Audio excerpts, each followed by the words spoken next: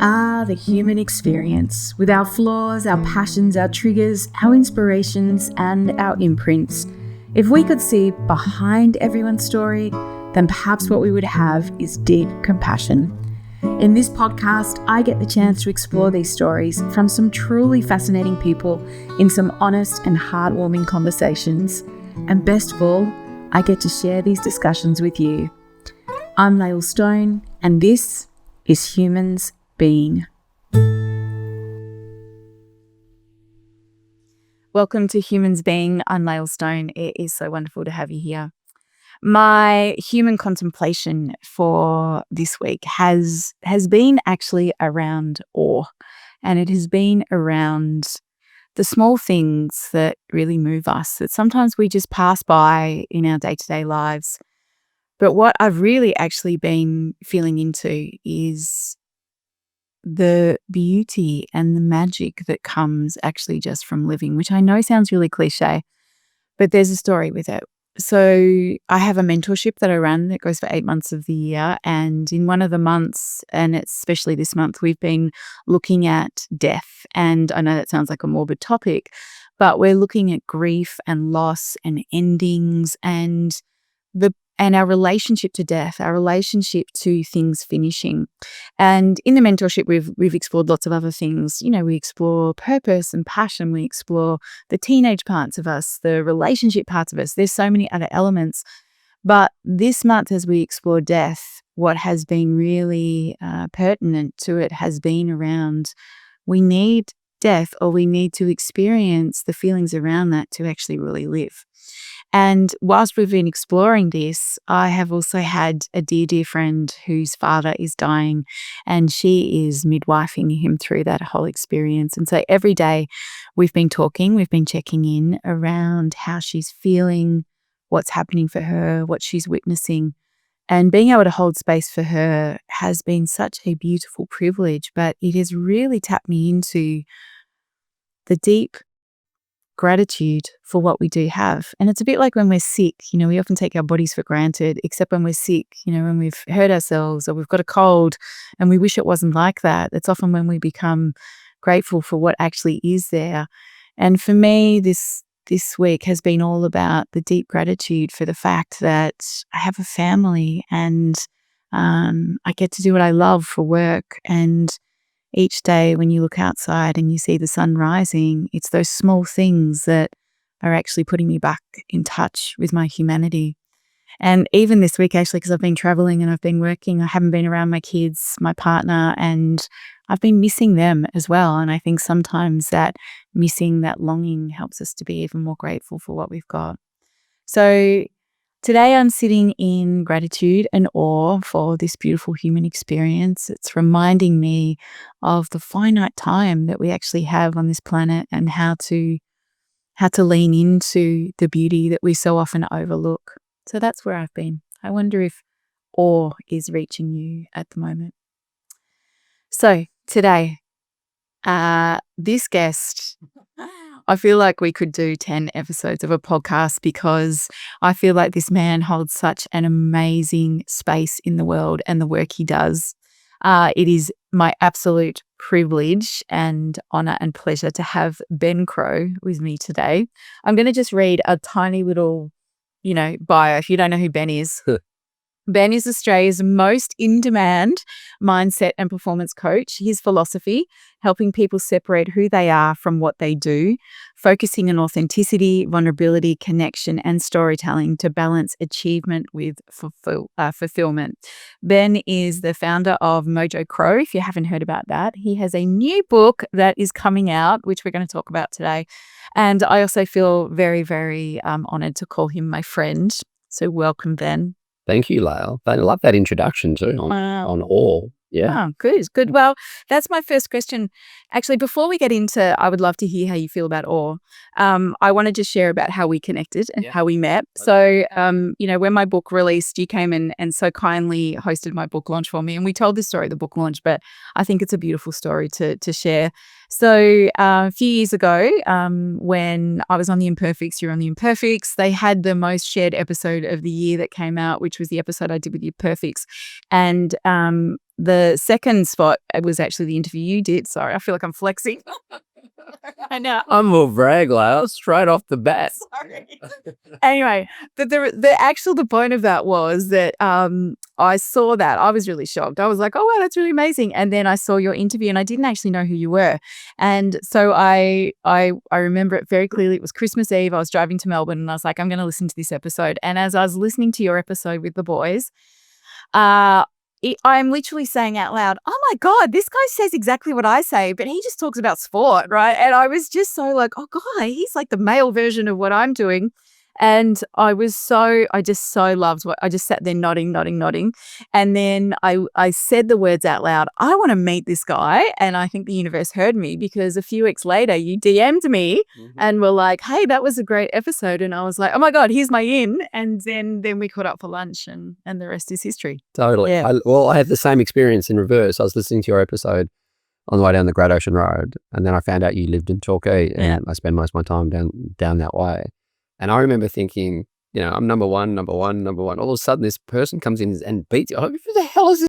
Lael Stone? I'm an unknown, man. I remember someone actually asked me to be on their podcast and she's got lots of famous people on it. And she said, no offense, you're like a nobody, but how are you number one? And I was like, okay. Take it. Yeah. I often say, it's not so much for you, but definitely for me, it's not me at all. It's just where the world's at. Yeah. And I think what we're craving. But I love the fact that there's this underground army of individuals who have a perspective that people are crying out for. And I think all the guests on your podcast and even the name of your podcast, in my opinion, is what the world's searching for. And I think coming out of COVID, we thought we would get there. Yeah. This existential point in time where I thought we'd get back to baking bread and doing puzzles and connecting with nature and family and slowing down that stillness that you're an expert at. But the world desperately wants to get back to that kind of mindfulness, being calm and present. I was praying that we would get back there and stop this obsession with money and fame and status and recognition. And most of my clients are pretty well known, right? So they're grappling with the same issues that the whole world's grappling for. So yeah, huge credit to you. And I mean, yeah, you're right. It was so serendipitous that we met at that cafe in Torquay on the Esplanade. Yeah. Right. And I think you walked in, it looked like you just got out of the water from Bells Beach having a surf. Walking with the blonde hair and the trendy clothes, and I go, oh my God, she's like a surfy angel. Right? Yeah. Which is the complete opposite, because if you know me, I do not surf. You walk on the beaches. Yeah, I do. I love the beach. Yeah. I would love to hear, just as I was talking about that contemplation about awe, because that really has been a life for me. Like, where does that sit in your life? Like, where does awe sit for you? It very much sits in the same space that wonder and awe and spontaneity, serendipity sits for me, which is, for me, it's play. Yeah. But it's a type of play, kind of spontaneity play, where everything's on offer. Yeah. You just notice things more, and you kind of sleep. You're up. Your eyes are up, not down. Yeah. And that sense of awe, which is so humbling and appreciative at the same time. And that's what I love about you, tapping into your imagination, and you're seeing the vastness of the world. And you're just a little speck in it, and you're in awe. But I can be in awe of when you say something. I can be in awe of watching a little child do something for the first time. So you can, I guess you don't know where your version of awe and wonder is going to take you. Yeah. But if you just allow yourself to play, tap into that imagination and just see where it takes you, I think that's pretty cool, right? And it's amazing. I don't think we understand how powerful spontaneity play, where for me, it's where kind of wonder and awe come from. Tapping into that, it's extraordinary when you do that. You see things so much differently than if you just kind of black and white, very left brain. So for me, awe taps into the right brain in a pretty profound way. I love how you explain that. In my world, I often use the word possibility, and I say to my clients a lot all the time, it's a game. Like, life is a game, and what we're broadcasting out there is often what's bouncing back. We know the power of the mind, all that kind of stuff. But we have to often, I think, learn as adults to open the doors to possibility, because we become so rigid of this is how it's going to be. This is what we think. And that's what the world has kind of taught us. They've taught us to be, risk adverse, this is all you're worthy of, or this is all we do in our family. Like, it's really this conditioning that we often lock ourselves into. Yet the freedom that comes when we just say anything could be possible, like open the doors up, open the window to the potential and the possibility of what may exist there. I often think about that and remind myself of that, of anything is possible. You just got to play the game. You've got to be open to sitting in that unknown to be able to play. Yeah. You've tapped on two really big themes already. First one is that it's a game, and B is around the whole possibility and opportunity.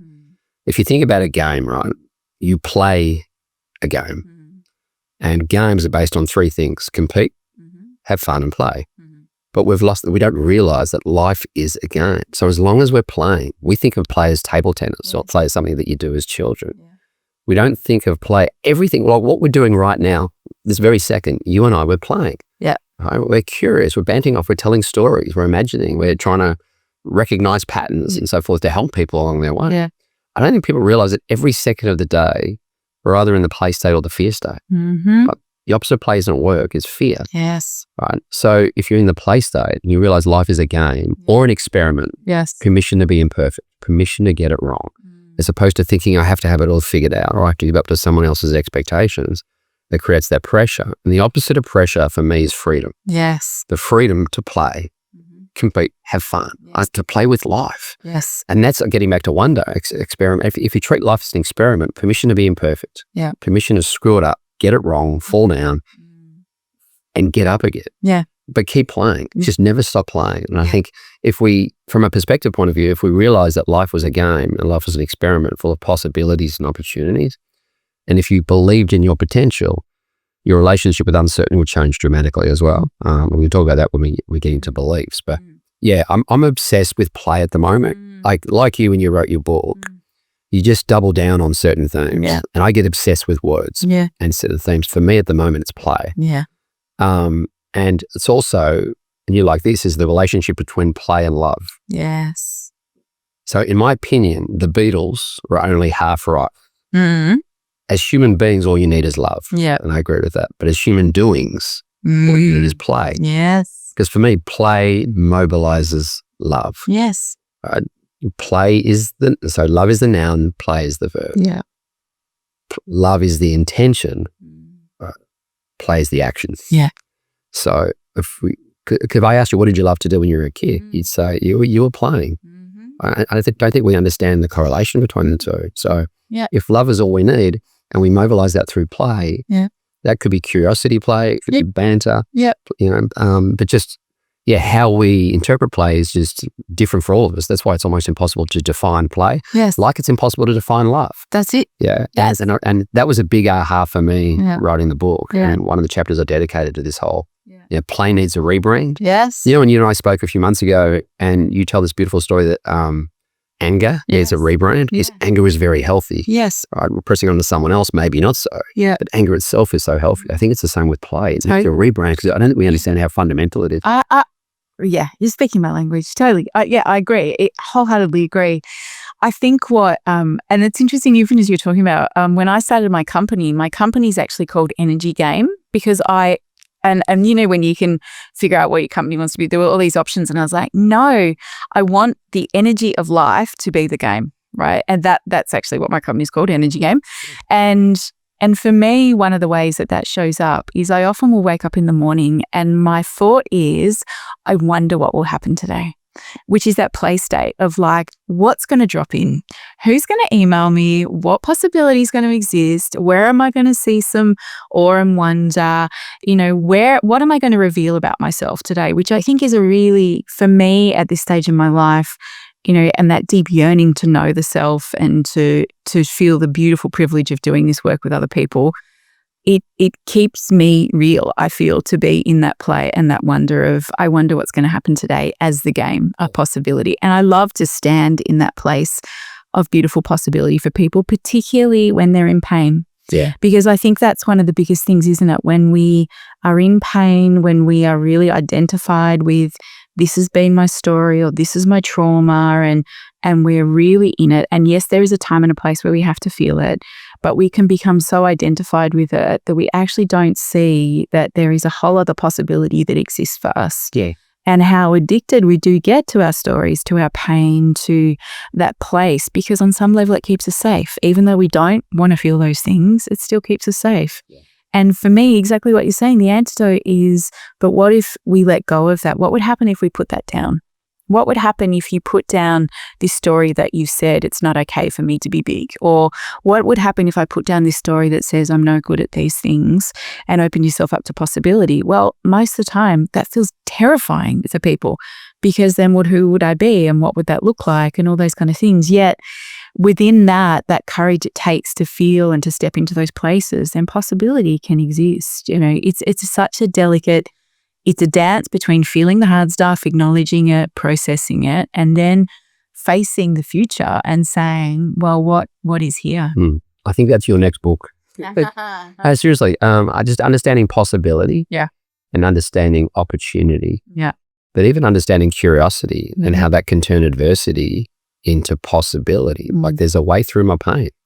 You don't know what it is, but rather than having to have the answers and having life all figured out, maybe it's just having the questions that can help me navigate. Because that curiosity, right, creates this kind of dopamine effect versus the cortisol dealing with my pain. Literally asking yourself a question takes some agency back. You've got some power there. So you don't know what the answer is, but you're asking questions. So how will I get through this? Like, who will help me? Like, where to from here?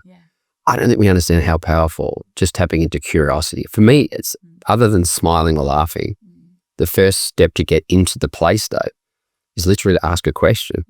But like in organizational cultures today, it's like, I can't ask the boss, man, this is political suicide for me to ask a question. Yes. But if you just celebrate curiosity and questioning, permission to not have the answers, but I think this illusion of control or this need for certainty, or we have to have the answers and we have to have it all figured out. No one has it figured out. No one does. And I love that you bring that into, because I know that's so much more of your work of getting people to be brave in those spaces, ask the questions. And for me, the same equivalent of that is in those moments where you are feeling triggered, you're activated, the first step is always the curiosity. What's happening for me right now? Where am I? What am I making this mean? What is going on? Like, curiosity should be the thing that should be tattooed on all our heads, shouldn't it? Because we should be like asking ourselves the question, where am I right now? What is going on? What am I making this mean in these moments? Because that is the next step that allows us to understand ourselves better, but then also take those movements forward. Totally. And I said this in the foreword of your book, that rather than having a philosophy that has to have the answers, just have incredibly profound questions. And the first time we met, you're asking me questions that hit me so hard. Like, how old are you right now? Like, no, I don't want to go there. I want to talk about those imprints, right? Or what are you making this mean for you? So, sometimes if you just have the right armed with the right questions, you can almost navigate any adversity. Yeah, which is what you do. And obviously you work with some of the most elite people in the world in your work, right? And I'm sure you're asking them the right questions to make them look at themselves. And okay, so a few questions I have here. Of all these amazing, extraordinary people who really are at the top of their field, right? And that you have the privilege to get, behind what's going on and understand those stories. What is it that you see for all these extraordinary people? What have they all kind of got in common, to get them to those elite levels? Have you seen over these years something that's like, that's the piece? Yeah. Look, if they're navigating their personal and professional lives well, they're redefining success. From an extrinsic point of view, in terms of their career, winning titles, world championships, into an intrinsic lens, not just the extrinsic lens.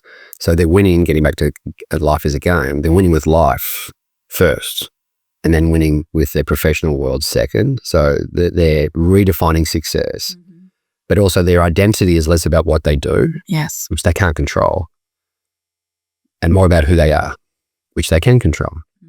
I can't control what you think of me, but I can control what I think about myself.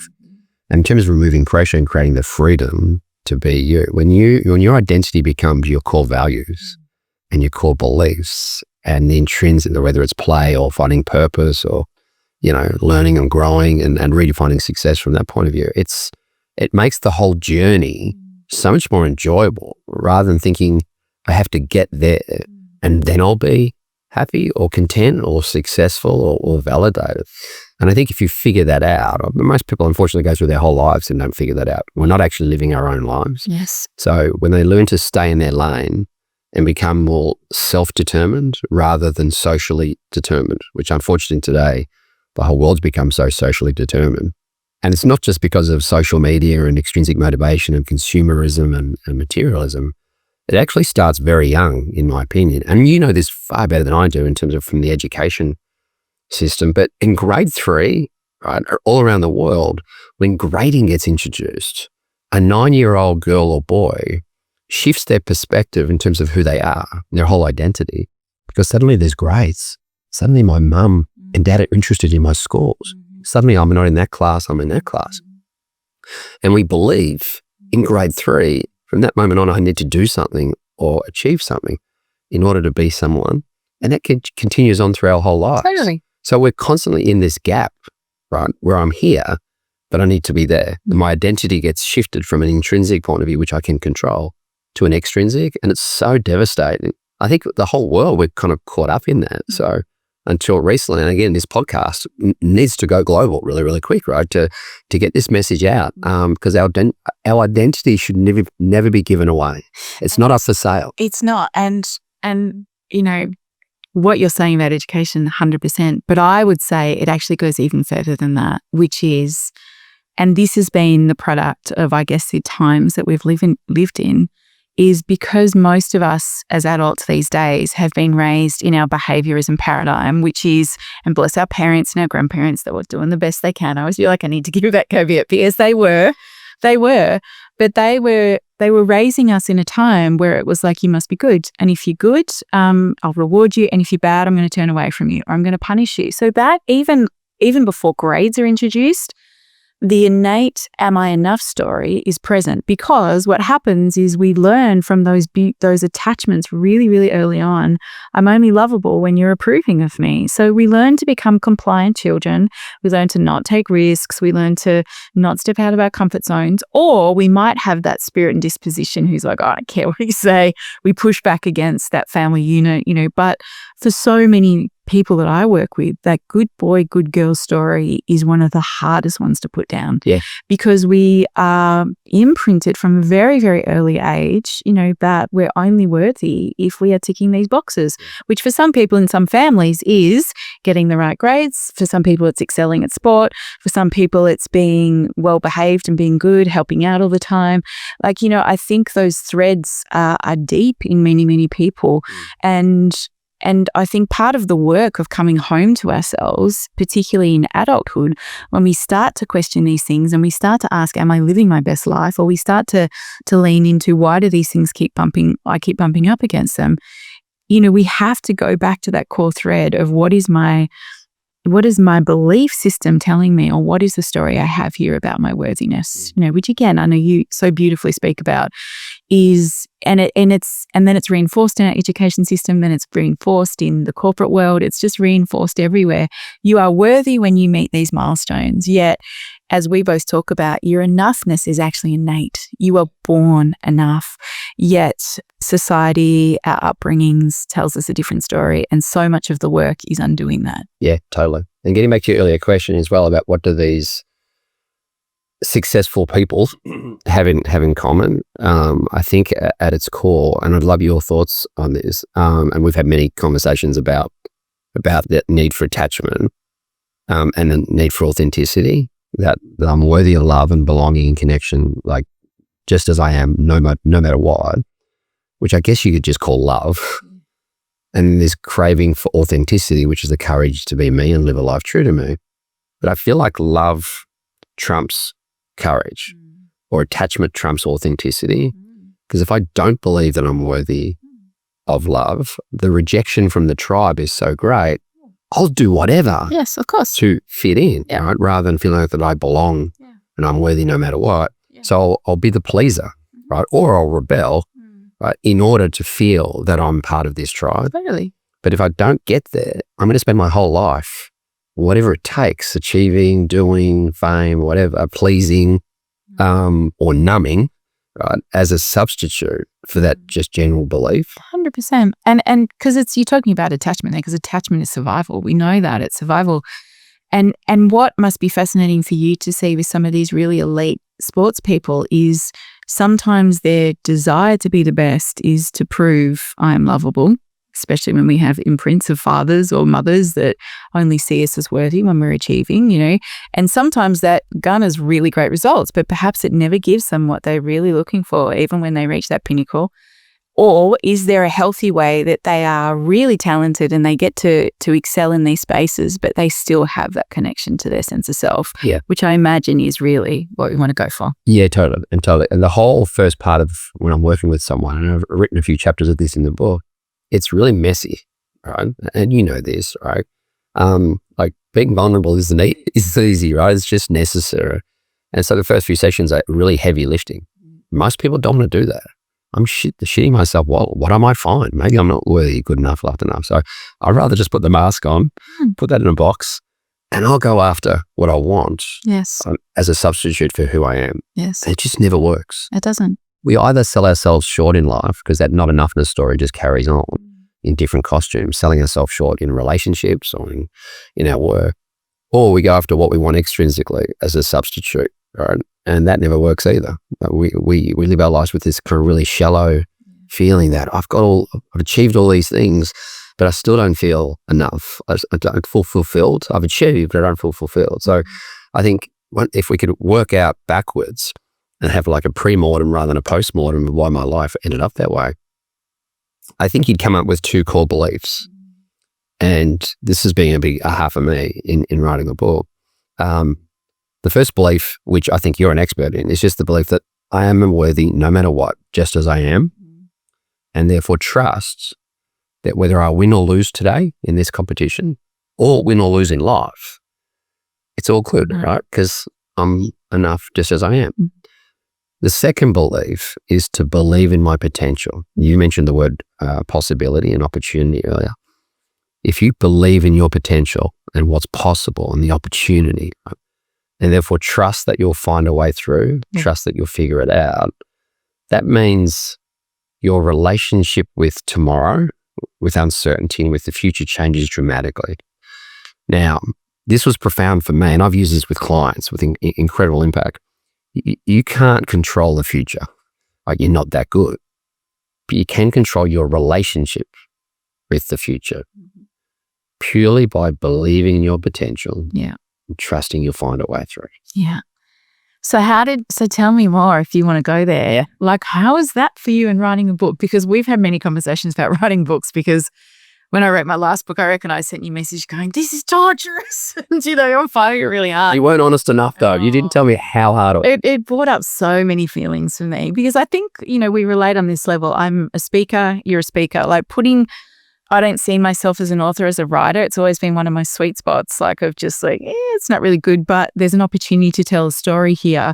And it brought up so much of my own insecurities. And, one of my insecurities in life has been I'm not smart enough, because I don't have any degrees. I was an okay student at school, but I'm all about feeling. I'm like, if you put feeling towards something, I'm like, I've got it, right? So I am an emotional being that has to feel and process stuff through life to get it. So the academic world doesn't gel with me. It's just not the way I learn. And that was probably one of the reasons why I also built a school, ironically, because as I know if that's for me, I saw that with my kids. There are many other people that feel that way. How do we give people the opportunity to learn in ways that make sense for them? So for me, writing the book was a real act of vulnerability, because it was tapping me into those sweet parts there. So what were the vulnerabilities that popped up for you in writing this book? Almost identical. Yeah, the classic imposter syndrome, like, who am I to write this book, right? I don't have all the PhDs and the psychology degrees and so forth. So coming back to, and it was probably similar in 2020 when I released the Mojo app. I kept on telling my team, this is fun, we're doing something really good, but we're not actually doing this, are we? We're not actually releasing this out into the world, and my life's work to be judged. And so that was probably the first really big act of vulnerability for me. And once we started getting feedback from, say, the psychology movement in particular, that they loved the work, and I didn't realize that we were using all these different parts of not only psychology, but philosophy, anthropology, sociology, like theology. The consistency of patterns across our work, which I guess has been, whether it's scientifically or evidence-based, kind of proven. We're retrospectively finding that evidence, but we're coming from a part of, I guess, learned experience. And I think that's, writing the book, I was probably okay with that. It was just the separation between what does someone want to read that's going to help them and what do I want to say. Whenever I thought about the end reader, I got stuck. Yeah. Because I don't know what you want to read. So then I had to keep on coming back to what do I want to say. Yeah. And Sally, my wife, even just it's taken me 5 years to start writing this book from when I agreed to write it with HarperCollins. And Sally said to me at the start of the year, do you think you've got something to say now? And I said, yes. She said, the world is in such a dark place and people are so lost and unnecessarily. Yes, there are legitimate distractions, but there's so many distractions that are illegitimate and unnecessary in terms of our perspective. And I realized, you know what, I have so many stories, right, of people who've done the work and had a perspective shift. Some are more famous than others, but there's like everyday people as well. And so that's when I realized, yes, it's a vulnerable journey to put it out there. But once I was in flow state, the chapters just rolled through. It was beautiful. And like you read it, go, did I say that? Did I actually write that? It's pretty cool. Yeah. So I was actually pretty proud of it. And yeah, getting back to vulnerability and what you said earlier about parents as well. I think also our parents, and you made the caveat that they're doing the best job they could. They were also raising families, grandparents during war-torn time, where vulnerability was seen as a weakness, not a strength. Yeah. And unfortunately, that's been translated today in the same way. So redefining vulnerability as well as an incredible strength rather than a weakness, you then have to apply your own logic to write the book. So I kept on saying to myself, I'm being really vulnerable in writing this book. So permission to be vulnerable. And that kind of gave me this okay to let go, not trying to be perfect or trying to have it figured out. And once I had a framework, like a structure for the book where I could be free to play within that, it was okay. But until I got that structure, it was a nightmare. It's so hard, isn't it? And I speak this all the time, that I think anybody that's courageous enough to put their art out there, whatever that looks like, whether it's a song, a book, take a risk, start a business, all that kind of stuff, like you're winning just because you're saying yes and you're giving it a go. And where it lands, as we said before, it actually doesn't matter because we learn something in the creation of it. We are brave enough to say, hey, I'm going to step out of my comfort zone. We be vulnerable. That is living. That is being a human that is saying, hey, this has touched me. I wonder if it will touch somebody else as well. But doing it for you, not for them. Yeah. And I think that's exactly where we get tripped up. What will people think of this? Where will that land with them? But actually, what do I really want to say is just such a beautiful place to bring it back to.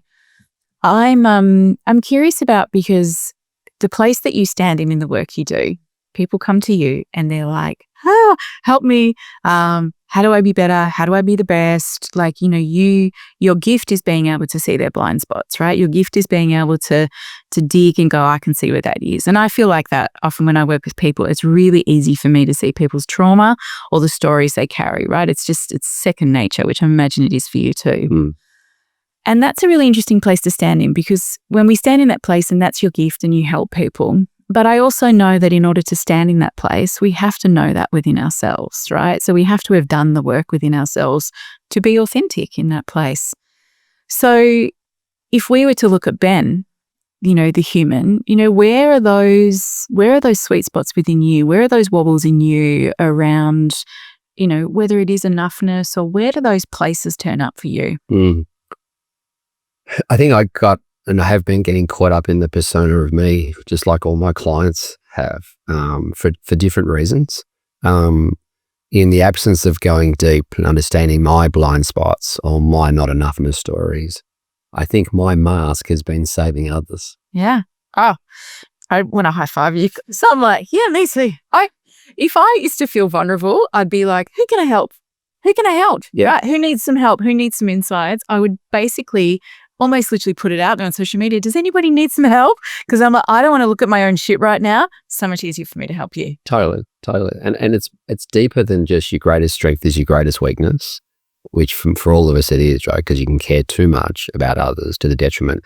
That's almost like an excuse or a cop-out for me. I think the reality is it's a mask or an armor that I've used successfully in terms of helping others unsuccessfully in terms of me coming back to me, and not being a psychologist where I work with someone else. Right? I probably took on so much trauma, especially during the COVID years, that I'd find myself getting teary at traffic lights. I think, am I having a nervous breakdown here? What's going on? Right? And I think the reality is that you hear so many other stories and helping so many others, but there's a little Ben inside of me who's crying out for the same things. And then I found myself being quite resentful of Sally in a few areas. And I go, what is going on? Like, why am I resentful of Sally in certain things? And when I unpacked it with my therapist as well, I realized it wasn't resentful of Sally. It was resentful of what Sally was representing. This happened on a golf course, by the way, of all places. And Sally and I aren't that good at golf, but she was playing really well one day, and I found myself getting really angry. I go, what is going on? No, it's not sheep stations. Unpacking it, I realized what I was resentful for is that my dad passed away before I was old enough to play golf with him. I used to caddy for him as a little kid. And clearly I must have craved showing off to him that I can play this game, and I never got that chance to. And I probably also resented the fact that I had to grow up really quick and didn't probably get to grieve properly as well as the youngest of 6. And so then I was a leader of the school or became school captain. Right? So don't show your emotions, right? You're supposed to be this leader, or you're supposed to help the family get through their grief. And I probably didn't grieve myself as well. And I think just over the journey, a combination of things, but in particular, that it's called Mother Teresa syndrome, right? Where you think your job is to save other people. I found myself, once I realized this, and it's always a work in progress, as you know, but before I'll go into a pub to meet my friends, I'll have to say to myself, they don't need saving. You're not that good anyway. And the real Ben Crowe is so much more fun than Mojo Crowe. So they're kind of my mantras to come back to me. Yeah. They want to hang out with me because I work with celebrity athletes or whatever wisdom that I use in my work. They want to catch up with me for being me. But if you don't appreciate that or acknowledge that, I'll go into character. I'll think that you want to hear some story, and I'll tell you some story because I think that's where our attachment comes from. Right? So it's not unconditional, it's conditional. So coming back to that unconditional sense of this is who I am. I don't know how I'm going to show up in this podcast, or I'm going to show up in this situation, but if I can just have the courage to be me and be true to me in whatever format that takes, and we don't know when we're playing how the game's going to end, but coming back to that as success, as opposed to success you liking me or me fitting into this kind of tribe, I think that's a constant work in progress for me. Yeah, thank you so much for sharing that. I often find when we are the savior for a lot of people, the invitation is to save ourselves. It is always about exactly all the things you're saying around, how does this serve me when I play this role? Because I did that for a really long time too, because it was all caught up in, well, that's what I do and that's who I am and that's how I can be of service to the world. But actually it was just hiding what I didn't want to deal with within myself. And that's the big thing, right? And I think many people who stand in those caring places and spaces, whether, that is working with mental health, whether it's a nurse, anybody that's in that caring profession, it can be a real risk that they stand in that place because it's easier to just help and save everybody else than it is. And the reality is we actually don't ever save anyone because you can't save anyone. People have to be willing to do the work. They've got to be willing to step through the fire. They've got to be willing to do it. You can be that guide. And I think I also realized too, the arrogance in myself of like, I can help them, this and that. And then I was like, hey, no, that was really a big thing for me. And I actually had to step back. And I actually made a bit of a pact with myself because I decided, and the way that I stopped doing it was I don't ever offer advice unless anyone asks, because I would just come in with, I can see what you need to do here and da-da-da-da-da. And I realized, no, that isn't actually my job. And so that's been very helpful for me is I don't actually offer anything unless someone actually says to me, what do you think? Or how would you handle this? And that's been really good for me to just stay in my lane, in my place and go, I don't have to be that. I don't have to identify as that. Yeah, it's almost like an identification with what's my role here?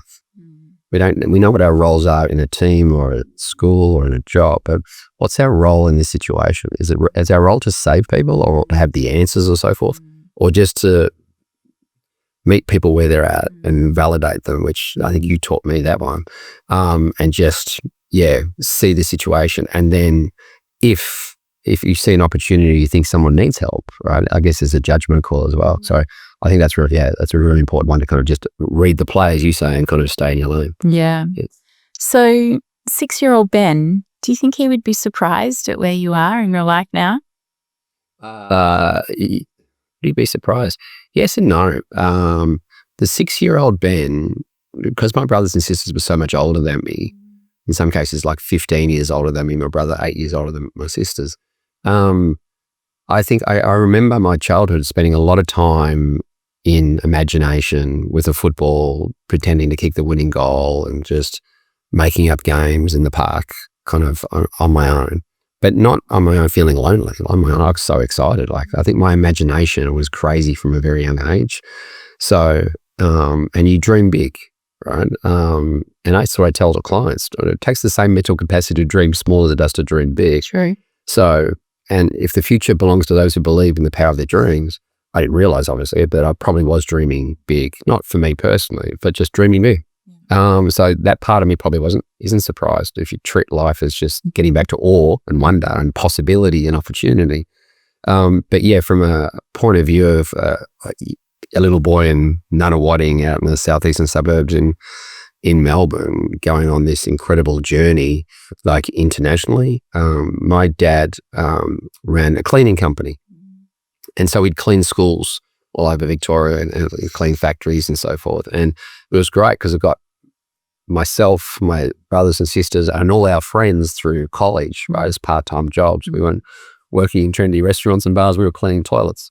But that was also a very humbling experience. And you just every day, you go to uni, or you go after uni, you go and clean toilets and schools and so forth. That's very humbling. So you don't really think you're going to go on this other journey. But that's why I think humility is such a powerful thing, that we don't understand how powerful having a humbling and grounding experience is, because then you don't have this grandeur expectations. Right? You have goals, but you don't have any expectations. So you don't take anything for granted. And I think from that point of view, yes, that humble boy would be quite surprised at the journey he's probably gone on ever since then. So I say, as you do as well, it's a privilege of a lifetime to do what I do and share these principles with you and get to help people as well. How good is that, right? I know, it's pretty amazing. I always think it is, and I often say this to people that I work with, I feel it is such a privilege to witness the shadow in them. It's such a privilege to sit with people in their rawest spaces, because, it takes courage to be really vulnerable. And I feel if I can create enough safety for someone to really feel into what's there, like I see that as just such an honor to sit in that place. I'm curious about, I talk about imprints all the time. Like what is an imprint that's really landed with you from your upbringing that has really served you, or that you go, gosh, that I got that from my parents and my family, that has been something that has been really powerful for me? Without a doubt, when you ask the question, I don't know if it's an imprint, Lael, you can help me if it's an imprint or not, but just the power of laughter. I don't know, I keep on coming back to my memories of my family growing up. Every playful memory, every happy memory, every memory of love, there's just so much laughter. Unfortunately, it's often at my expense or someone else's expense. So it's very self-deprecating. My brothers and sisters are doctors, nurses, teachers, lawyers. In a lot of cases, there's black humor, right? Which is, but I just find the laughter, which again is from the play state of laughing with life and treating it as a game. But laughter in terms of celebration, I think I was taught, they're my role models in not taking life so seriously and not taking yourself so seriously. Yeah, it sounds like a beautiful connection. Yeah, so I feel like there's this word I learnt in my 40s called neoteny, which means the older you get, it's basically reconnecting with your juvenile gene. So the older you Say it get, again. neoteny. Neoteny. Wow, Yeah. I've never heard. So it basically means the older you get, the younger you become. Yeah. If you stay, this juvenile gene Yeah. stays with you. Yeah. You don't take life so seriously. And I love that so much because, like you, I didn't feel that I was smart enough or intelligent enough.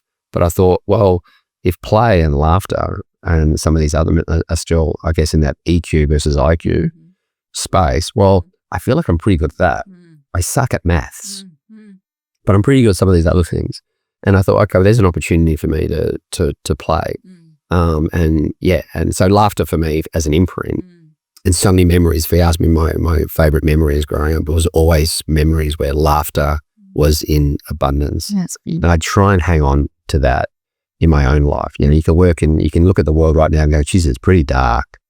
Or look at our worlds and think it's pretty dark. But I think there's always opportunity to find laughter. Yes. And find opportunities, even through, adversity. Yeah. I'd find opportunities to, my mantra during COVID is you can't make this shit up. Yeah. And I think it's so true. There is I used to see this actually, I did a lot of work in birth. So I was with people when they're having their babies, and I've also done a bit of work with death with people when they're dying. And it's in those places too where it's really intense, where sometimes laughter is just the absolute best thing. Sometimes someone will say something inappropriate, people will laugh, and it's the light and shade that we often need, in those places, which I think is so beautiful to keep us connected to where we are. What similar with if you go to a funeral and you listen to the eulogy, that light and darkness is in abundance. Yeah. Almost every eulogy you'll ever hear. Yeah. They're sad, obviously, because the person has died, and there's some obvious grief there. But there's also all the stories when there's people who are playing and laughing and being vulnerable, being courageous. So again, pre-mortem rather than post-mortem. Okay, so that's what we celebrate at the end of our life. It's not all the achievements and the money and the cars and the houses. So if that's the thing we celebrate, how do we bring that back into today, right? From a point of view of celebrating those things and redefining success from that lens. Yeah. I think that's a pretty big opportunity for us. It is, totally. And just coming back to that imprint again, like what's an imprint that you've had to, that you see pops up that hasn't really served you, that you're like, oof, that's the piece that I've had to work with? It would definitely be the imprint that I don't belong and I have to fit in. Yeah, right. And that again came from feeling like, my brothers and sisters are all very different to me. They're super smart. I'm not. And then they're older than me. I'm always the youngest. And they were interested in other things. There's a strong focus on the social justice and politics, and interesting. A lot of, my mum's done amazing things, as have my sisters as well.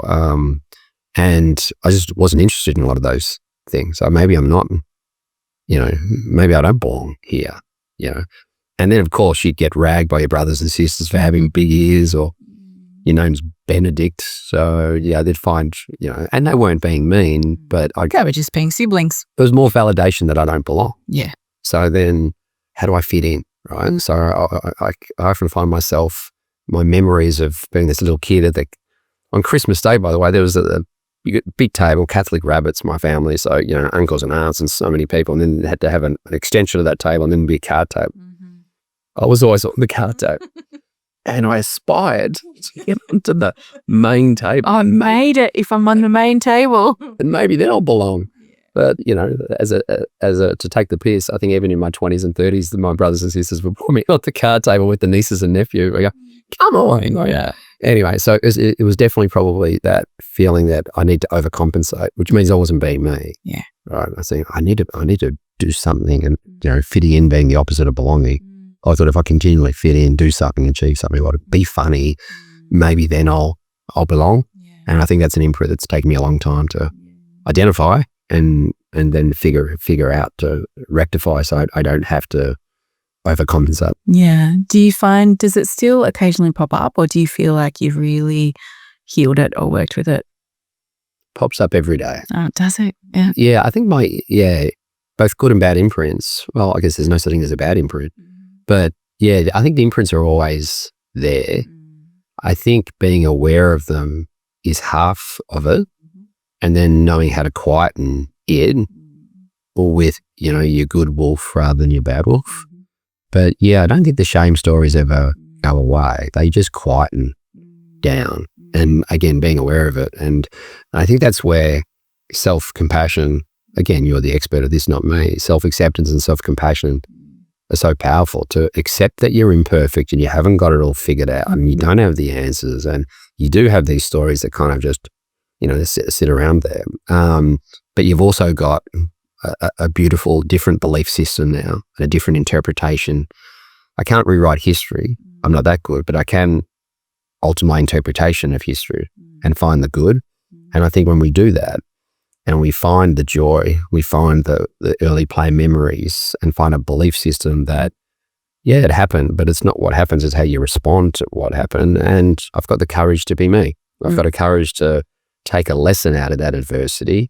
And maybe that's shaped who I am. Maybe my core values came from my dad passing away, or my, losing that relationship, or losing that job. And maybe through that adversity, that's kind of shaped who I am today. So you take a real positive out of it. Without having done that work, or even understanding that I did have the power, even the agency, to shift my perspective, which, by the way, I think that's as big as an issue right now. We become victims of our circumstances. It's like the world happens to us.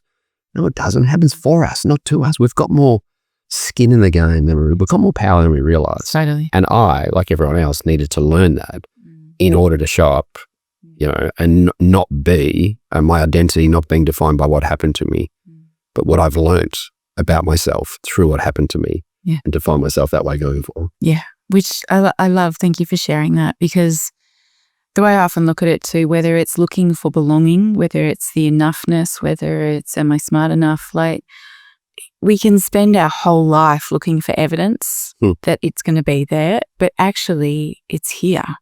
It's always within. That's the first place. And the beautiful Rana Hussein was on the podcast, and we were talking a lot about belonging, and we were talking about what she sees in companies and organizations around where belonging sits. And we were having that conversation around, the first place I think is belonging to ourselves, to actually, again, coming back to whether we use enoughness, coming back to that self-love, coming back to that place where we know we are worthy of being loved and seen. And then we put down that story that we've carried to say, actually, that has served me on some level and it's kept me safe and all those things. But when I come home to the belonging in myself, it's almost like we then begin to see places where we are embraced and fit, because otherwise we're looking through a lens that keeps saying, see, there's more evidence, there's more evidence, and there's more evidence. And for me, always I come back to the work is always here, whether that's we're still looking for our parents' approval, whether we're still hoping that when we go home, they'll say, I'm proud of you, or whatever that is. So much of the work is we often, when we're still outsourcing that to think that we're enough, we're never really going to get there. Yeah. And it is always within those quiet spaces within ourselves that we find it. And, we all have a story of that your belonging story. It doesn't matter. We've all got a story like that. We just add different words to it. But I feel the big, deep work is coming home to the self to know that we are enough just purely because we are alive. Yeah, totally. It reminds me of that beautiful Maya Angelou quote. I belong here, I belong there, I belong everywhere, and I belong nowhere. Yeah. So it's kind of like the three most powerful words, or one of the three most powerful words a parent can say to their child is also what a leader can say to their team, which is, you belong here. Yes. And for you to say to yourself, I belong here. Yes. To think about that, that's quite profound, because that means you can just be you, the courage to be you, courage to ask a question, whatever it is, rather than fearing, I can't be me, I can't be authentic, yes, and therefore I have to fit in. Yes. And then I lose my only competitive advantage on this planet because I lose my authenticity. Yep. And there's only one me. Yep. So if the only one me that's here is not showing up, then the team's missing out. I'm missing out. So yeah, I think that's where that vulnerability, the authenticity, understanding how to create connection, like in terms of eye contact and some of these other things, storytelling, understanding each other's stories and the relatability. And I think, you say this better than anyone. Like the first time you said this to me in the cafe, I walked away, I couldn't stop thinking about it the rest of the day. You said to me, if you walk down the street and you know someone's backstory you understand them, you'd have nothing but compassion for the whole world. Yeah. But you also need that compassion for yourself as well, don't you? Right? Totally. We're so hard on ourselves with that reptilian brain. So again, that's why I reckon self-compassion is a superpower. It is. To cut ourselves some slack. Because I think, again, it ties into all things we've talked about. The moment to pause and be curious. Why am I having a reaction? Why is that person behaving that way? Like, I think one of the biggest issues in the world at the moment is our need to be right, is the judgment, but I'm right, I'm justifying this. We get loud, we get angry. Like, nothing is ever achieved in that way because we're never going to get what we want. And really it's about, for me, compassion is so much the answer to everything for the self, as you say first, but also in understanding that we are all coming from protection. We are all trying to keep ourselves safe, but we do it in very weird ways, right? But that's it. Even as you're talking about belonging, if I don't belong, then how do I behave in a way to make me feel like I'm going to belong? Do I be funny? Do I, be really useful? Do all the things? We all do that. And I think when we are able to slow down enough and go, what am I doing for me? What is the mask I'm showing, or how am I behaving in that way? And when we can actually take a breath and put that down, we begin to come home to do the real work. I think that's where it really sits on so many levels. I think, to that point, and I wrote about this a fair bit in the book, is versus judging people and being critical, I'm right, you're wrong, shut up, right? Whereas I think from a point of view in terms of redefining courage, it has something to do with our relationship with uncertainty and being able to sit with complexity and ambiguity and being comfortable in that space rather than having to have it figured out. I think that can be a superpower. Yeah. Because then you unlock this kind of empathy and compassion. One of my clients' favorite questions they ask themselves is, what's the most generous assumption I can make by why Lael said that? Or why you did that? Or why I wasn't invited to that meeting? Or why I wasn't copied on that email? Right? Simply asking yourself that question fills the room with empathy and compassion.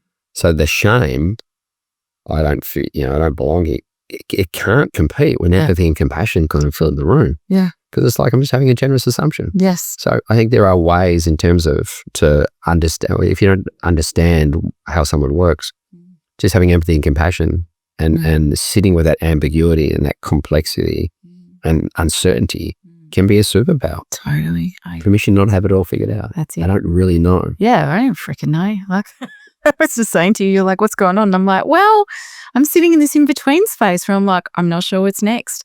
And actually, once upon a time, that would have been deeply uncomfortable, but actually I feel real peace in it because I know something will unfold and reveal itself. And I think that is learning the mastery is to sit in the stillness when you don't know. That's what I feel like I'm practicing a lot at the moment. When people ask me, how do I get into the play state? There's a whole lot of ways we can do it. But I also explain to them, for sometimes it's just being really calm and present and still. It's also the definition of mindfulness, by the way, to be calm and present. So for someone else, that stillness may enable you to solve a puzzle, problem solve, or just have this curiosity about, okay, where am I going? Where are we going? What does it all mean? However your curiosity wants to take you. At other times, play might be experimentation, or it could be exploration. It could be creativity. It could be imagination. It could be wonder. It could be playing games. It could be having fun. It could be competing. Yes. It doesn't really matter, right? Because our play history and our play DNA and our play states are all different. So it's just understanding what our play states look like, what our play history looks like, and what have I lost as a child when no one gave me any rules and I was just playing, that I can bring back into my adult life. Yeah. I heard a beautiful story recently of a high-profile female CEO, big publicly listed company, 3 kids, trying to be the super mum, really struggling to do it all, and then struggling for her relationship with her husband and her kids. And she'd achieved enormous things, but she wasn't fulfilled. And when she did the homework to identify her play history, she remembered when she was 9 years old, they lived next to her out in the countryside, and there was a few horses next door, and she'd sneak out at midnight when everyone was asleep and ride one of the horses bareback. And when she identified that, she really craved that. She started going to, husband, you take the kids to sport on a weekend, organized sport. I'm just going to go for a ride of the horse. And she found her joy and her love, her playful spirit again. But the most profound thing happened as a consequence of finding that joy and play. Her relationship with her husband changed dramatically. She found the joy and the playfulness with her husband and with her kids. And it was simple as that, just what's missing from my adult life in terms of my playfulness and that spirit that I can bring back in. It makes no sense. Yes. It's not like horse therapy gets into relationship therapy, but remembering what our play state looks like. Right? Because in that state, when she was riding the horses, she felt free. Of course. She felt playful. She felt adventurous. Yes. She felt warm. She felt loved. And I say this all the time to parents when they're in the heaviness of parenting. One of the first things I say is, where is your joy? Where's your playfulness? And they're like, there is no room for any. And I'm like, you can't turn up and be the parent you want to be unless you have this. And it has to be the number one priority. We know this because the more that you are in that, the more you're going to respond to your kids with more compassion, with more empathy, all that kind of stuff. And it's across the board, whether it's parenting or not. It's so much about that. Now, I want to get to your book because, this podcast could go for 5 hours because there is so much to say. So, Ben, your book, Where the Light Gets In. Oh my God, I love the title so much. So it firstly talks to me about the title. Why that? I actually dreamt the title. Did you? A few years ago, there was a chapter written on me in a book after Richmond won the premiership in 2017. And they were going to use a verse from a Leonard Cohen song, Anthem. Yeah. And the verse is, ring the bells that still can ring. Forget your perfect offering. There is a crack in everything. And that's where the light gets in. Because a lot of the turnaround from that particular team was based on imperfection and finding beauty in our imperfections. So that whole accepting of imperfections was a big theme in the book as well. It's very much that wabi-sabi Japanese philosophy linked to kintsugi, where they mend broken pottery with golden glue. And for me, acceptance is that golden glue. So there was definitely a theme there. But for me, the bigger reason why I wanted to call the book Where the Light Gets In is when someone has a profound aha moment. It's kind of called the eureka effect. And it happens in different stages for different reasons. But when you have this kind of, oh my God, there's perspective shift, the way you see things. Because if you can change the way you see things change. So for me, Where the Light Gets In, if you think about it, we're all on our hero's journey to navigate life. And along our journey, we often get stuck in our dark forest and we need to slay our dragons and we need a way back into the light. And the greatest discovery of all time is someone can change their entire life simply by changing their perspective. And for me, that's where the light gets in. And I wanted a storytelling feel, because our life story is not our life, it's just our story. You know better than anyone else. Your book's called Own Your Story, right? And for me, the work I do lends itself to long-form storytelling. So you can kind of socialize, you tap into your imagination, you tap into your memory, and you're picturing those characters in that story. Because the principles of acceptance, controllables, agency, appreciation, a lot of these perspective shifts that we crave, they're kind of more abstract. So we need to kind of, not that concrete, you kind of just kind of get it. Yes, it's not like a mathematical equation in life. So socializing that through storytelling for me, even though there's a lot of practical wisdom and exercises in the book, I wanted to be very storytelling and almost fiction orientated, right? In terms of, where the crawdads sing or where the wild things are, these beautiful books and movies as well. So for me, it just had a nice feel to it in terms of letting the light in, I guess that enlightenment out of our dark forest. Yeah, beautiful. I love it. And you've already shared the journey of writing the book and all the beautiful edges that come with that. But I, in you sharing with me just some of the chapters of the book, this one, the not enough to I am enough, the own your story stuff, which I love. That is just so much of the core fundamental work, isn't it? That's what we've been talking about today, that whether we access that through doing the deep inner work, whether we keep moving into that play and that joy to expand who we are, or whether it's just beginning to unpack just the imprints and the stories that we have around what society tells us. Well, it's just, there's so many layers to it. For you, what is that chapter really about? It's about belief at its core. That belief that I am enough and letting go of the belief that I'm not enough all comes back to belief. And a big part of the book for me, which was profound, was the interrelationship between confidence and belief. People come to me for confidence. Yes. Right, performance confidence. But what they need is belief. They're different things. Like confidence is evidence-based. Yeah. You learn a particular skill, gain confidence in your skills, you'll trust that you'll be able to execute. Belief is existential-based. Like it's deep-rooted, like it's foundational. Like you can believe in a God, even though you can't maybe prove he or she exists. Just like you can believe in your potential, even though you haven't got there yet. But here's the thing, if confidence and belief had a fist fight, had a punch up in the street, I often ask my clients, who do you think will win? More often than not, they say confidence. Belief kicks confidence's ass in a street fight. Yeah, right. Because confidence is evidence-based. Confidence goes, have I been here before? Yes. Belief goes, I haven't been here before, but I believe in my potential. Yeah. And I'll trust I'll figure it out. But we don't know when our thoughts become a belief. We have thousands of thoughts every day. There's no stake in the ground that says from this moment on, Lael Stone believes this.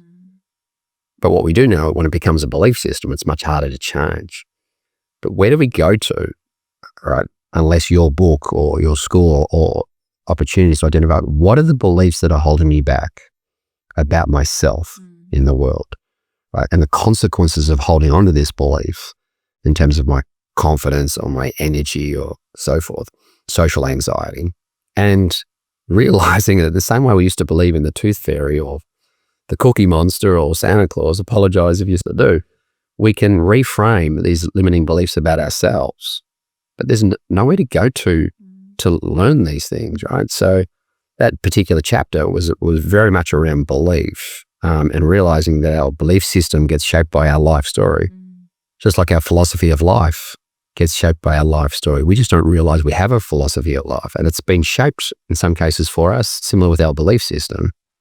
Right? Things happen to us in our childhood and we believe something about ourselves or the world or our place in the world. And unfortunately, in many cases, it's more negative than positive. And we find that reinforcement, as you said, is we find evidence to prove that maybe I'm not enough. And so we spend our whole lives thinking we have to prove ourselves, getting back to that, attachment versus authenticity conversation. So, and when I traveled the world in 2019, I took a gap year, and then the whole world took a gap year in 2020. That was when I realized, whoa, this is an epidemic. Yeah. This is not enough. This is everywhere I go.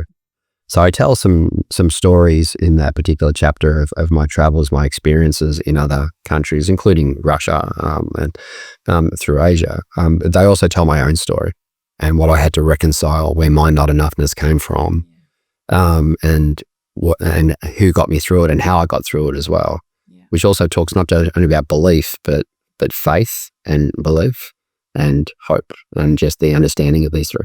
So, which again, I agree everything that you're saying. And I'm like, yes, which again brings me back to, because then in that belief, we have to be curious. We have to be curious enough to know it. We then have to open ourselves up to the play and the vulnerability. It's just all one beautiful circle, right? But if somebody's listening to this and they're like, yeah, I get it. But how do I change it? Yeah. So what do you say? So a simple exercise, and there's a beautiful story in the book on Molly Picklum. Molly just became Australia's latest world champion athlete. She won the World Surfing Championships a couple of months ago in Fiji. And we started working with Molly late last year, and she really struggled with acceptance. Everyone does, by the way. There's not a human I've worked with that, oh yeah, I know how to accept things and let them go and focus back. So she came up with a just admit at least, which I'd never worked with someone who'd found a just admit at least, because we're often, the most successful people have an appetite for the truth, right? By saying, what am I in denial of? So writing a just admit at least enabled her to identify all the things she was in denial of that she wasn't accepting. Yeah, right. So it's like the stage before acceptance is just admitting. And the first thing she wrote down is, I'm scared. Yeah. She hadn't admitted that she was scared. She also hadn't admitted her big dream. She wanted to be a world champion. How's that for bookends? Anyway, she wrote down this incredible just admitted list, and then she was able to morph that into her acceptance list. Yes. And then she has this perspective shift. Now I get them. Yeah. Now I realize there's so many things I can't control. And if I don't accept them, I'm going to suffer. Yeah. By pressure, anxiety. Then she worked on confidence in her skills and her coaches and her surfboard equipment and so forth. And she was quite relatively successful, but having a pretty good year. But we realized that every time she gets into quarterfinals and semifinals, she wouldn't serve anywhere near as good as she was in the lead up. And we realized this isn't a confidence issue. This is a belief issue. Yeah. And you'd like this because I shared a lot of your work. In fact, I shared a lot of your book with Molly through this chapter. Right? And it was the middle of the year. Right? There's 5 events to go. I don't know where she was sitting in the world at that particular time, but she identified the beliefs that are holding her back. Getting back to your question, the process, right? What's the belief that's holding me back? What's the consequences of holding on to that belief? Mm-hmm. But on the basis that it's bullshit, right? That's just my inner critic, not my inner fan. Like, what if I'm wrong? What if I can do this? And what if it all works out? Mm-hmm. So based on that, what's an empowering reframe of that old belief? Like, what's the opposite of that old belief? And then if I genuinely believe this now, what will I have trust in moving forward? Mm. It's really important that trust sits alongside belief, because trust mobilizes that belief out in the world. It's similar with confidence, by the way. Right? The glue between confidence and belief is trust. Yep. She identified the most extraordinary beliefs that were holding her back in terms of her sense of self and the validation that most athletes believe they have to win something in order to be someone. And then she also believed in her potential and trusted that she'd figure it out. Well, she went on, she made the final of the last 5 events of the year. She won 3 of them. Wow. And she just became a world champion at the age of 21. Oh my God. I do feel like a proud dad. Are you like, oh my God? Yeah, I burst into tears. I was on a Qantas flight, and thankfully they had Wi-Fi when she won the final. And yeah, I don't think I've cried since probably Ash Barty won her last Grand Slam, or Koch and the boys won their premiership in 2017. But yeah, I mean, you don't need evidence to confirm a belief. Yeah, it's confidence, right? Yeah. But obviously, if you want to fast track that belief, it's good to have evidence. So when you do that exercise, and there's a whole section in the book where we take people through how to do it, we realize, oh my God, there are so many beliefs that have been holding me back since childhood. Yes. That I haven't addressed. Yeah. That I still believe. Yep. Right. And to be able to just take the time to kind of identify, well, okay, what's a belief that's holding me back? It's also a belief that's projecting me forward, so you can hang on to those and reframe. But just realizing you've got that power. Yeah. Like, oh my God, how good is this? I've got more agency in life than I realized. Totally. Most people, that itself is a profound perspective shift. I can let go of this old belief and create a new one and go, yeah, you can. It's a concept that people, I think, I'm like, what would happen if you put it down? Because the stories we carry around become so comfortable because they keep us safe, right? And because, again, whether it's the fear of, but what if I do try and I don't get there and people judge me? Or what if I am not good at, like, it's so, our beautiful minds, like, they are not our friends. Yeah. Like, it just is these stories and stuff that we carry around that are so heavy that, and it isn't as just simple as, I won't think that anymore. I mean, if it was, we wouldn't be where we are, right? But when we are able to do the work to realize that I actually don't have to carry that story, I can reframe it to something else. I can begin to see the evidence of where it is. Like, what opens up for possibility of our lives is extraordinary. Yeah. And I think, like, you and I are so on the same page with that. And I think that's what I hope my book does. And I have no doubt that that's what your book is going to do, is open people up to the possibility that their life could be incredible. Yeah. No matter whether your goal is just to have a family with a veggie garden and a lot of calm and quiet, or whether you want to be world champion, it doesn't matter. We've all got different ideas of what an abundant life looks like, but it is possible. It is completely possible. Yeah, totally. And you started off this episode, and you were talking about death.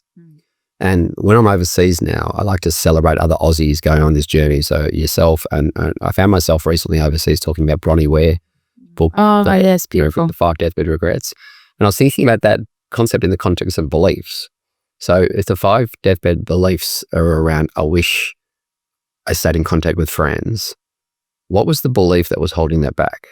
I got to be productive. I got to do something. I got to be moving forward. Or I wish I allowed myself to be happier. What was the belief holding that back? Or I wish I'd showed my feelings more, be more vulnerable. Or I wish I didn't work so hard. Or obviously the number one, I wish I lived a life true to myself, had the courage to be me rather than the expectations of others. For me, that's the biggest belief. Yeah. Is we think we have to live up to someone else's expectations or prove ourselves or please others or be validated. And that's not our life task. That's not our responsibility. So I think if we can believe that we're worthy no matter what, then we will start to, you say stay in your lane. My yoga teacher says stay on your map. That's when we start to determine who we are and what we want for us and what success is, what our taste buds like, what our musical tastes are, what makes us laugh, belly laugh, but also what makes us cry, what makes us angry in terms of our values.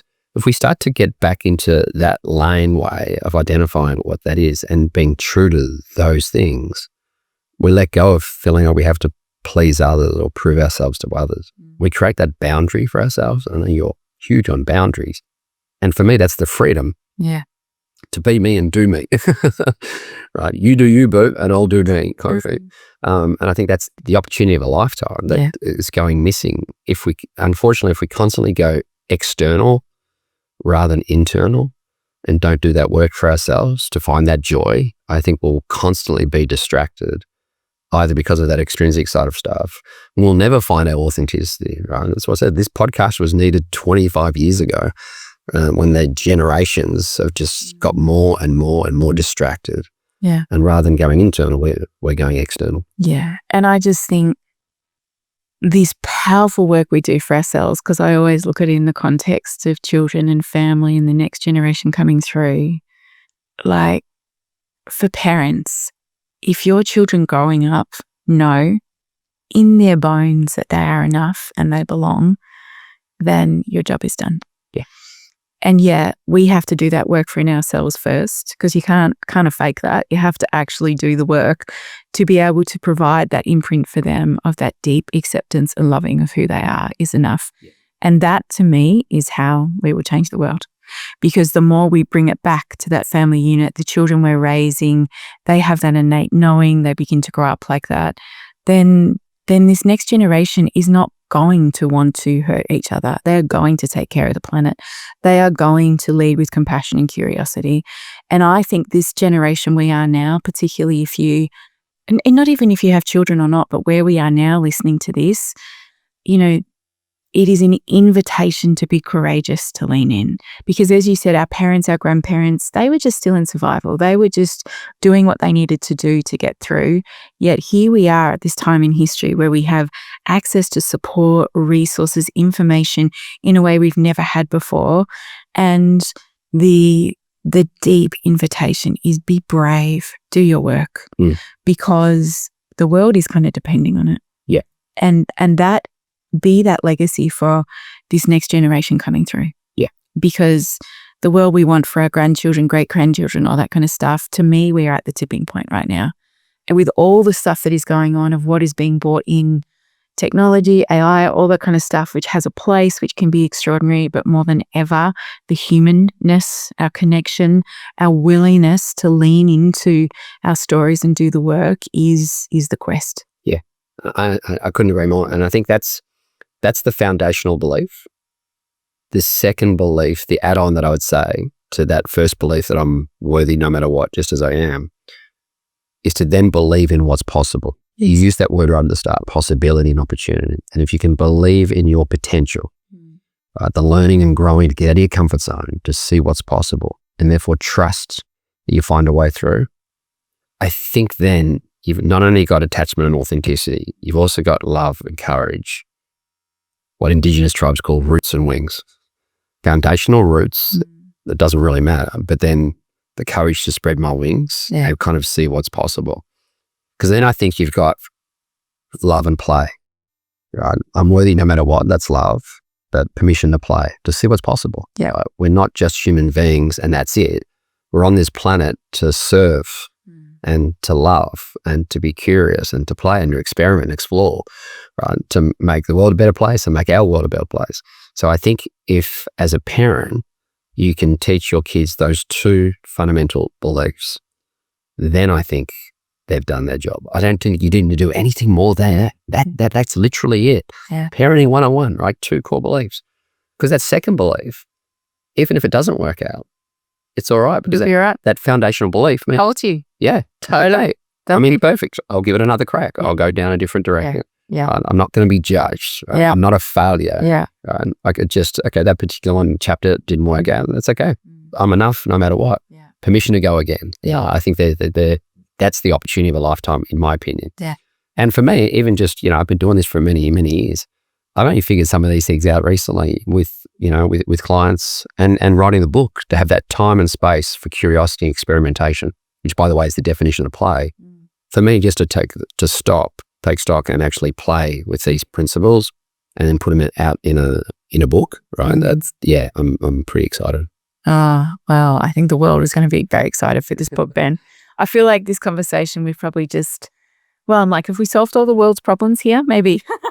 We didn't do it. World peace, global warming, certain religions and US politics. It's a start. Let's come back to our humanness. Hey, it's big. Thank you so much for being here for this conversation. I feel there is so many beautiful, deep conversations we could have about this stuff. It is such an honor to know you and to call you a friend, but also to see the work and the impact you have in the world is it fills me with such joy of all the possibilities that are going to exist for people and humans. So thank you. No, thank you. And thank you for doing this podcast. I think we're called human beings first and human doings second, but I've never seen the world so distracted thinking we're human doings first and we actually don't know what it means to be human. And even to answer that question, who am I? Right? In that chapter that you referenced, I put a whole new take on who am I in the book. And I think the more we can connect back with the human beingness and our identity being determined by that, not the extrinsic side of things, I think we'll be in a better place, as will the world. Yeah, beautiful. All right. So Ben, what would you like to share about what's going on? Your book is coming out. What's the release date of it? Or January the 20th. It's amazing. Yeah, yep. So second week of the Australian Open. Yeah. And where else? What else do you want people to know? Where else can they find you and your stuff? Mojo Crowe, Ben Crowe. Yeah, all the predictable social channels as well. MojoCrowe.com is typically where people find us and access to our work. And I think that's, with the book, I think similar when I give talks, there's always like a demand for, well, how do I do the work? So, I've had an amazing team that took everything I've done over the last 15 years and codified it into really small 15-minute soundbite exercises as well. So they can find that at mojocrowe.com. Amazing. Thank you. Thank you, Ben. Thank you. Thank you, Lael. That was such a heartwarming and playful chat, actually. And the time went so quickly. And I think when you are in play and when you're in flow, Ben and I we were reflecting that that's when time just passes quickly, but also you often don't even remember what you said or what you've talked about because it is just flowing in the moment. And it was such a pleasure to sit opposite Ben and kind of discuss some of these big themes that we both often talk about in our work. We sometimes use different languaging for them, but I think we come back to the same place each time. The understanding of ourselves, the leaning into our enoughness, to having some insights into where we block, our potential. I mean, I love so much what we talked about was possibility, that when we get to know ourselves, own our stories, lean into those tricky places, then all is possible. And, what felt so beautiful in our sharings together, I think, was coming back to that gorgeous place of playing, of being vulnerable, of finding that joy, letting that spark come through. Because when we do that, we're often better humans. We often interact in kinder ways. We often can turn up with more compassion. So I feel very grateful that I got to spend that time with Ben. He is doing some beautiful, powerful work in the world.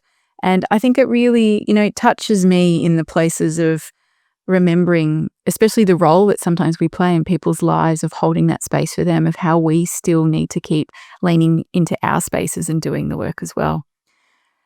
Yeah, so much to unpack in that episode. I would love to hear how that landed for you, or if there's some beautiful takeaways. Thanks for sharing this time with me.